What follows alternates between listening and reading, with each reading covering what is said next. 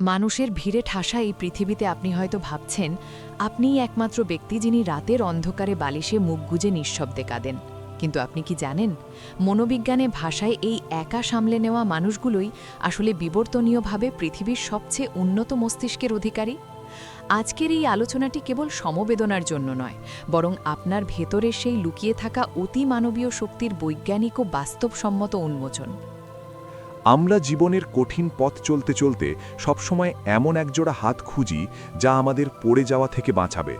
কিন্তু বাস্তবতা হলো, বাংলাদেশের প্রেক্ষাপটের আমাদের সমাজ ব্যবস্থায় আবেগীয় নির্ভরশীলতাকে বড় করে দেখা হলেও দিন শেষে ব্যক্তিগত লড়াইটা নিজেকেই লড়তে হয়। গবেষণায় দেখা গেছে, যারা জীবনের কঠিন সময়ে কাউকে পাশে পায় না, তাদের মস্তিষ্কের প্রিফ্রন্টাল কর্টেক্স অনেক বেশি শক্তিশালী হয়।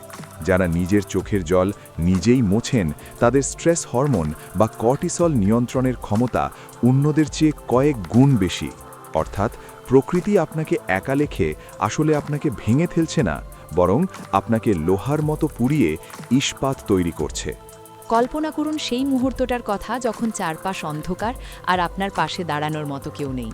এই একাকিত্বই আপনাকে শেখায় যে পৃথিবীতে আয়নার সামনে দাঁড়ানো মানুষটি ছাড়া আপনার স্থায়ী কোনো সঙ্গী নেই। একজন মানুষ যখন শূন্য থেকে লড়াই শুরু করে, তার হারানোর ভয় থাকে না। আর যার হারাবার ভয় নেই, তাকে পরাজিত করা পৃথিবীর কোনো শক্তির পক্ষেই সম্ভব নয়। এই একা থাকা মানুষগুলোই সমাজের সবচেয়ে বেশি সহনশীল এবং বুদ্ধিমান হয়ে থাকেন, কারণ তারা অন্যের ওপর নির্ভরশীল হয়ে নিজের সিদ্ধান্ত নেওয়ার ক্ষমতাকে নষ্ট করেন না। প্রিয় পাঠক, আপনার জীবনেও কি এমন কোনো মুহূর্ত এসেছে যখন আপনি সম্পূর্ণ একা ছিলেন এবং সেই পরিস্থিতি আপনাকে নতুনভাবে চিনতে শিখিয়েছে?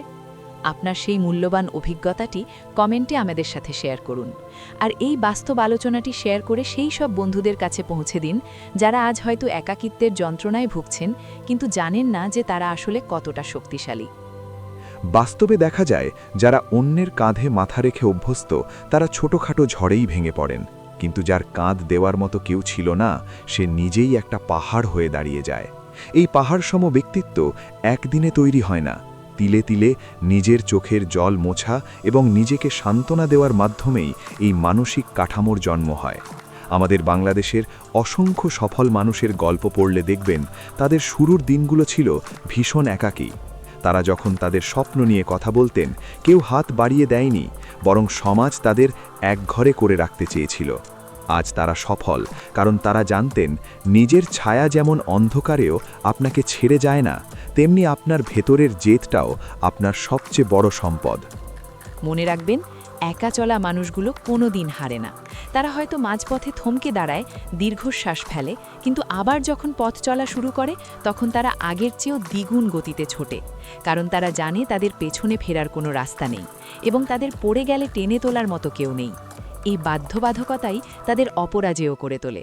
তাই আপনি যদি আজ একা হয়ে থাকেন, তবে গর্ব করুন, কারণ পৃথিবী আপনাকে সেই বিরল সুযোগটি দিয়েছে যা সবাইকে দেয় না, নিজের শ্রেষ্ঠ সংস্করণ হয়ে ওঠার সুযোগ। আপনি কারো ওপর নির্ভরশীল নন, বরং আপনি নিজেই নিজের জীবনের স্থপতি এবং রক্ষক।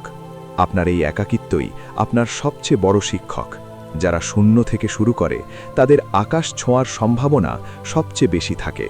তাই হার মানার কথা ভাববেন না, কারণ আপনার ছায়া এখনও আপনার সাথেই আছে।